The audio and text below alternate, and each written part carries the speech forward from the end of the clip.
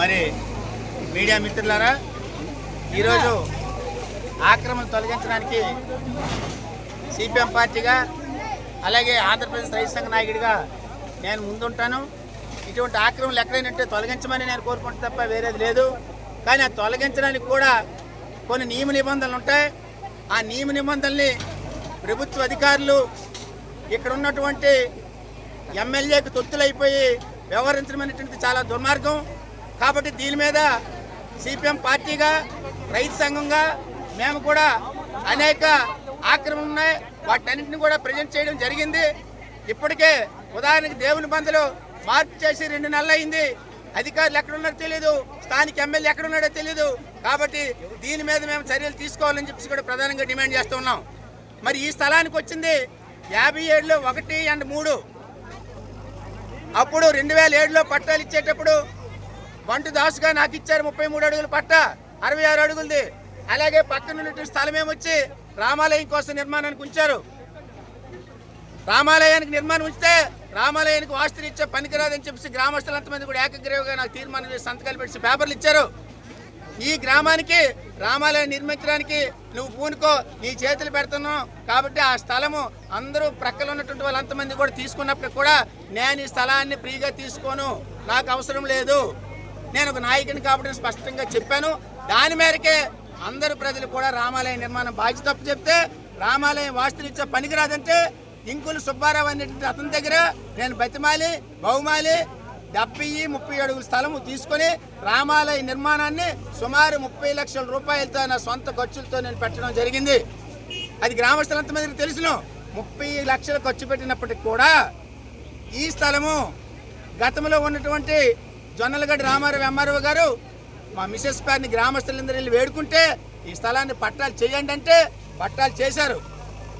అప్పుడు మర్రా పోలేడు అనే వ్యక్తిగతమైన కక్షతో ఆ సంతకాలు పెట్టినప్పటికీ గ్రామస్తు తీర్మానాన్ని వ్యతిరేకించి లోకాయుక్తలో వేస్తే లోకాయుక్తలో వచ్చినటువంటి కేసు ఈ రకంగా ఇద్దరికి పట్టాలు ఉండకూడదు R&Rలు అంటే దానికి కూడా నేను కమ్యూనిస్ట్ పార్టీలో ఉన్నాను కాబట్టి కట్టుబడి ఆ పట్టాన్ని నేను విత్డ్రాల్ చేసుకుంటానని చెప్తే అప్పుడు స్థానికంగా ఉన్నటువంటి శివనారాయణ ఎంఆర్ఓ గారు కలెక్టర్ గారు ఆదేశాలు ఉన్నాయి, దాసు గారు మీరు హైకోర్టు స్టే తెచ్చారు, దయచేసి మా మాట వినండి, మమ్మల్ని మన్నించండి, అధికారులకు ఒత్తిడి ఉంటుంది, దయచేసి మీరు ఈ మాత్రం మన్నించి దీన్ని విత్డ్రా చేసుకోండి అని చెప్పి కోరితే అధికారి యంత్రాంగానికి తలొగ్గి గౌరవించి కోర్టు నుండి కూడా వచ్చినటువంటి దాన్ని కూడా ఉపసంహరించుకొని ఆ రోజు మా మిసెస్ తరపు పట్టాన్ని క్యాన్సిల్ చేసుకున్న తర్వాత ఈ స్థలం మీద అదే ఎంఆర్ఓ గారు స్పష్టంగా చెప్పారు మా గ్రామస్తులకి, ఈ పట్టా క్యాన్సిల్ చేసాం, రామాలయానికి డబ్బు ఖర్చు పెట్టారు, అయినప్పటికీ ఏదైతే 18 సంవత్సరాలు నిన్నటువంటి వాళ్ళు చాలామంది ఉన్నారు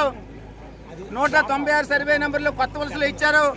ఆ ఇచ్చినటువంటి పట్టాలు ఇంతవరకు కూడా చాలామంది చూపెట్టలేదు. కాబట్టి అటువంటి వాళ్ళు ఎవరో ఒక ఇద్దరు ఉంటే ఇక్కడ నేను పట్టా చేస్తానని చెప్పి స్పష్టంగా చెప్తే అప్పుడు గ్రామస్తులు అలాగే వాళ్ళు వెళ్తే అక్కడ గొంగాడి సంజేశ్వరరావు అనే అతనికి నా ఇంటి ప్రక్కనే ఒక 33-66 అడుగుల పట్ట, అలాగే మరణాన్ని సేకరించినటువంటి ఇతనికి ఆ పక్కన 33-66 అడుగులు 10 సెంటు స్థలాన్ని కూడా పట్టాలు ఇవ్వడం జరిగింది. ఆ పట్టాలు కూడా మీకు స్పష్టంగా మేము చూపించాం. గొంగాడి సంజేశ్వరరావు అనేది అలాగే ఈ మరణాన్ని సేకరించినటువంటి ఈ పట్టాన్ని సంతకాలు పెట్టి రాగిముద్రలు వేసి అలాగే వెనక్కి కూడా పెడితే అధికారులు దీన్ని కూడా పట్టించుకోకుండా ఈ పట్టాలు ఉన్న వాళ్ళకి కూడా ఎటువంటి నోటీసులు ఇవ్వకుండా పట్టాదారులకు తెలియపరచకుండా దౌర్జన్యంగా ఎమ్మెల్యే గారు ఆదేశించారు. అలాగే కొంతమంది నాయకులు ఒత్తిడి చేస్తారు కాబట్టి అధికార యంత్రాంగం వచ్చి జులుము చేసి తీస్తామని తీయడం జరిగింది.